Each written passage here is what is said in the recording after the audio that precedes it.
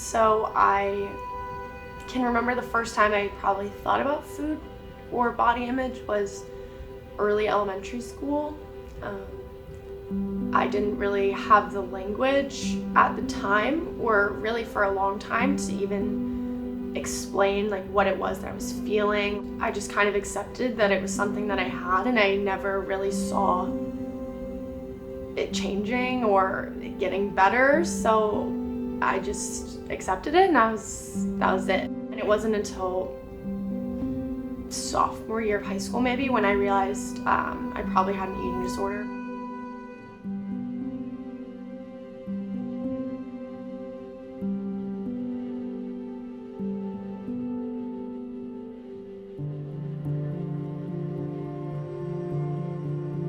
There was an increased obsession with working out, increased obsession with food, preoccupied thoughts, tracking, counting. I knew for a very long time that college athletics was the end goal.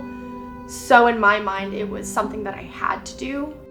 It wasn't just eating that I had to control, but it was also, I had to be working out, I had to be hitting, I had to be practicing, I had to be running to prepare for college. And if I wasn't doing those, then I had to compensate with eating. So for a long time, I was able to rationalize these thoughts and these obsessions and these decisions that I was making because I felt like it was what I needed to do to be a college athlete.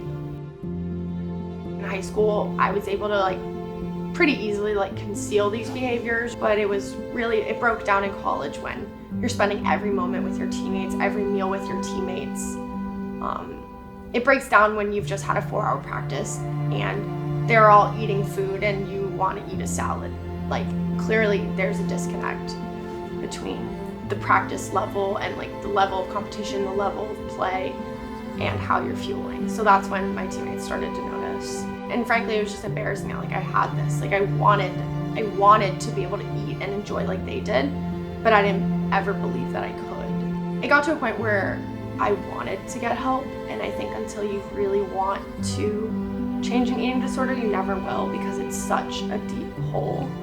Once I decided that I wanted to get help, I was referred to an eating disorder specialist just because of how extreme and deeply trenched I was at that point.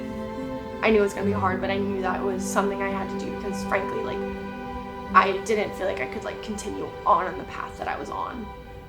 I think coming to terms with what I was just deeply scared of, the root cause was that I never wanted to gain weight.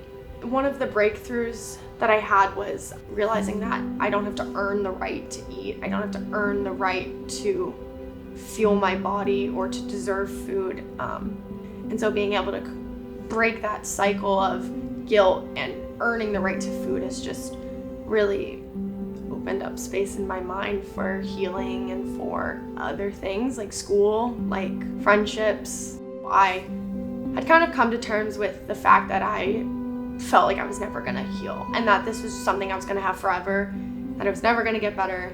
So being able to push my limits and realize that it can get better and it will get better and it does get better and it is better, that was so powerful, and I'm so proud of myself because for so many years I just kind of given up hope of actually healing. And I don't think without the support of Stanford that it could have been so great. I don't think I could have done this on my own.